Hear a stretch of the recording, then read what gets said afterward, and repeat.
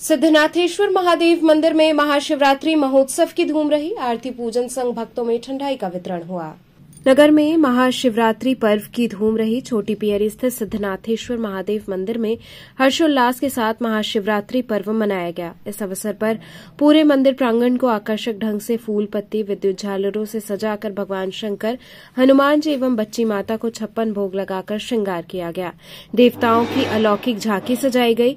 भारी संख्या में भक्तों ने मंदिर पहुंचकर हर हर महादेव के जयकारे के साथ भगवान का पूजन अर्चन किया। मंदिर के पुजारी पप्पू श्रीवास्तव ने महाआरती की और भगवान भोले को फल फूल मिष्ठान एवं भांग का प्रसाद चढ़ाकर पूजन संपन्न किया। देर रात तक भक्तों में ठंडाई का वितरण किया गया। भक्तों ने बाबा के दरबार में हाजिरी लगाकर अपने परिवार की सुख समृद्धि की कामना की। कार्यक्रम के दौरान अनु श्रीवास्तव, विशाल बरनवाल, गौरव श्रीवास्तव, विवान श्रीवास्तव, मनीष आनंद, बबलू सहित क्षेत्रीय लोग उपस्थित रहे। पूजन वैदिक ब्राह्मण बबलू पंडित ने मंत्रोच्चार के बीच संपन्न कराया।